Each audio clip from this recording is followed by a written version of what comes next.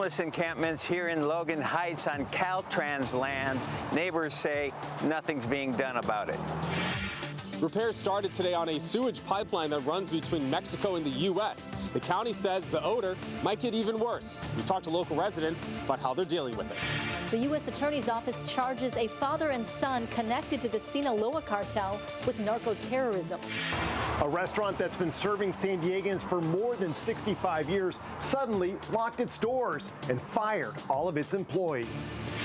More than 20 years after a double murder in unincorporated El Cajon, a trial is finally underway, and the jury is deliberating. Hear from the victims' families. How fast can he ride for 6 hours straight? The San Diego cyclist, pedaling for a purpose. CBS 8 News, live at 6, starts right now. We begin tonight with a family devastated by last year's floods, now reaching out for help with another issue, a nearby homeless encampment. Good evening, and thank you for joining us. I'm Carlo Cicchetto. I'm Marcella Lee. Once again, they feel like the government is doing nothing to solve the problem. CBS 8's David Gottfredson is working for you to find out what's being done to address the homelessness crisis in the area. They ignore our concerns, and we got flooded. My mother was out of her house for 3 months. Logan Heights resident Carolyn Carr is getting a bad feeling of deja vu. Last year, her mother's home was washed out during the floods after neighbors complained repeatedly about flood channels not being maintained. Now she's got a different problem. These people brought bed mattresses, couches, chairs, you name it. How did all that stuff get here? A homeless encampment on Caltrans land at Ocean View Boulevard and I-15 that Carolyn says she's been complaining about for months. The land is right next to the city's flood channel. Our neighborhood's being overrun by people who have no invested in this neighborhood whatsoever. They're mentally ill, they're drug addicts, and they don't live here. Carolyn says she's called both the city and Caltrans, but no action has been taken. They had a fire going on here. You see all these trees right here?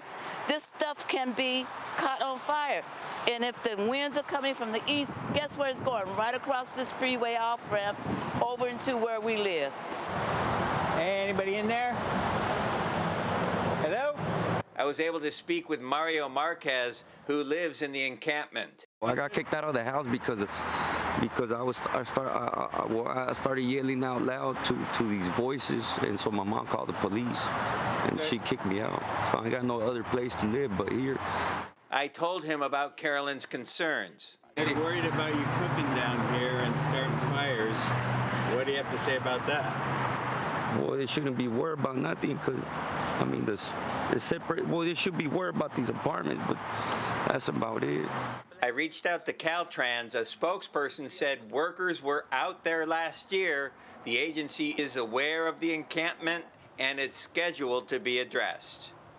So again, there seems to be two jurisdictions involved here. The encampments are based on Caltrans land, but then some of the trash is going down into the city flood control channel.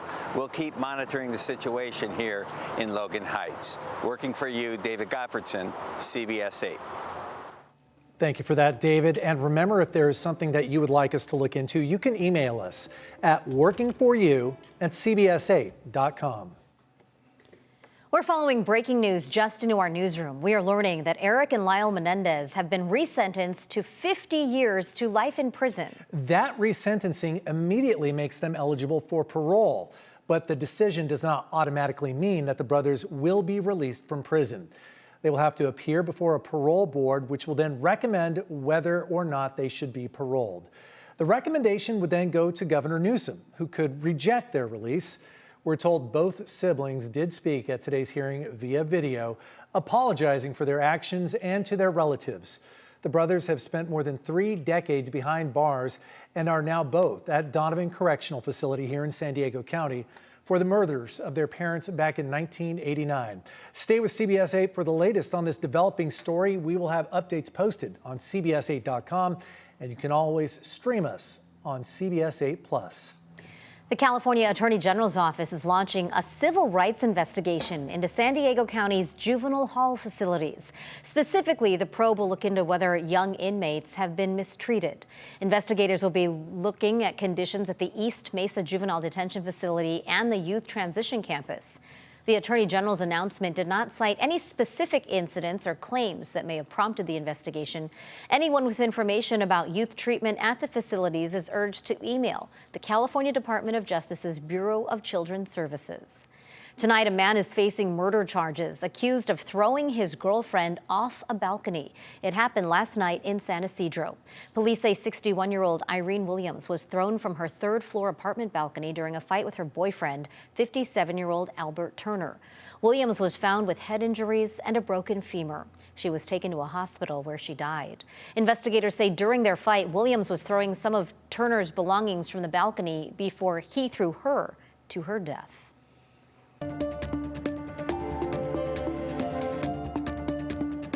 It's a broken record at this point. Sewage flowing across the U.S.-Mexico border will temporarily increase in the Tijuana River Valley as part of a sewer line repair project in Mexico that started today.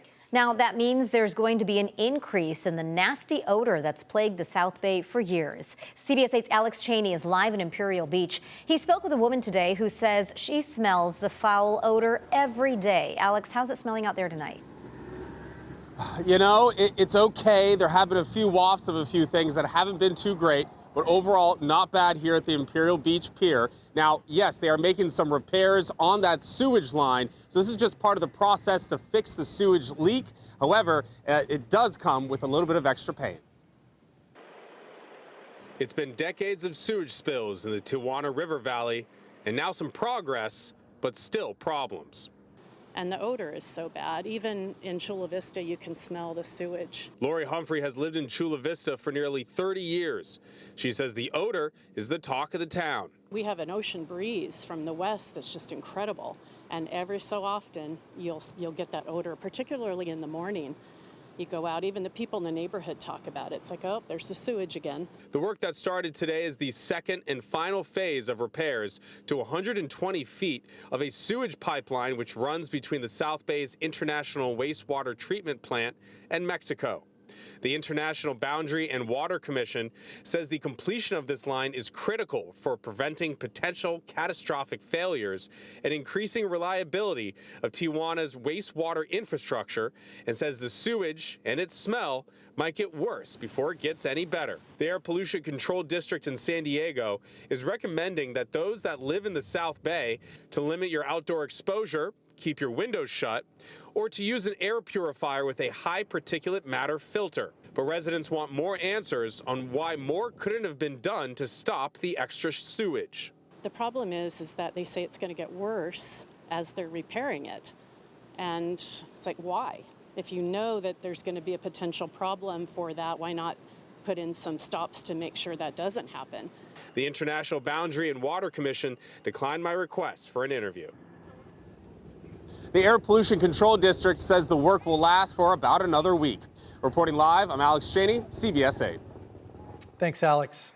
Today, the U.S. Attorney's Office for the Southern District of California announced 2 members connected to the Sinaloa cartel have been charged with narco-terrorism.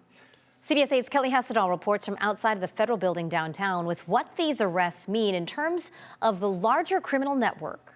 These defendants are a father and son. The U.S. Attorney's Office says under the Trump administration, they're now going after these cartel members, treating them as terrorists. Over the past several years, father and son have trafficked tens of thousands of kilograms of fentanyl into the United States.